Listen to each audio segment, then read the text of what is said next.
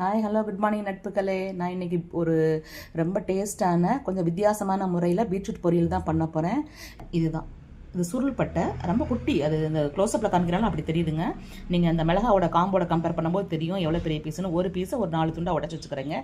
மீதி எல்லாமே நம்ம யூஷுவல் பொரியலுக்கு போடுற விஷயங்கள் தான். ரெசிபிக்குள்ளே போகலாமா, எப்படி பண்ணுறதுன்னு பார்க்கலாமா? பொரியலுக்கு தவா வச்சுங்க. நான் வந்து கோகோனட் ஆயில் தான் இதுக்கு போடுவேன். எண்ணெய் காஞ்சிருச்சுங்க. இப்போ நான் வந்து இந்த வரமிளகாயும் பட்டையும் போட்டிருக்கேன்.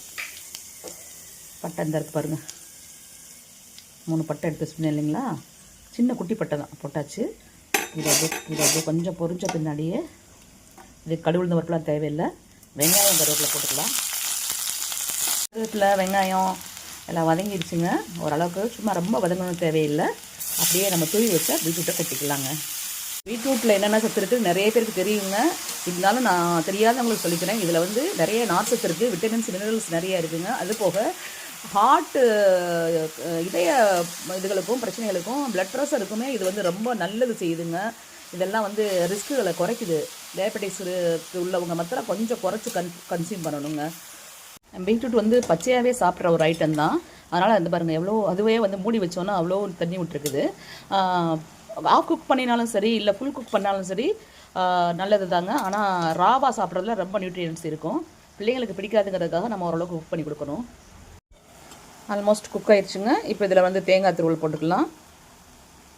தேங்காய் இப்போ கொட்டியாச்சுங்க. இப்போ தேங்காய் மிக்சியில் போட்டு துருவும் போதே நம்ம போட்டோம்ல, தாளிக்கிறப்ப போட்ட பட்டையை போட்டு கூட போடலாம். நான் அப்படி தான் செய்வேன். என்னை காமிக்கிறதுக்காக தான் அப்படி தாளிக்கிறதுல போட்டேன். சில பேருக்கு பட்டை வாசம் பிடிக்கலைனாக்கா அந்த பட்டையை எடுத்து போட்டுடலாம். இந்த ஃப்ளேவர் பிடிக்க ஆரம்பிச்சிருச்சுனாக்கா நீங்கள் மிக்சிலேயே போட்டு தேங்காயோட துருவி போட்டோம்னா அந்த பட்டையோட பெனிஃபிட்ஸு ஃபுல்லாகவே நம்மளுக்கு கிடைக்கும்.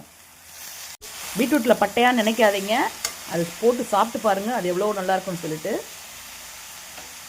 அவ்வளோதாங்க, ரொம்ப ரொம்ப சூப்பர் டேஸ்டான சத்தான பீட்ரூட் பொரியல் ரெடி ஆயிடுச்சு.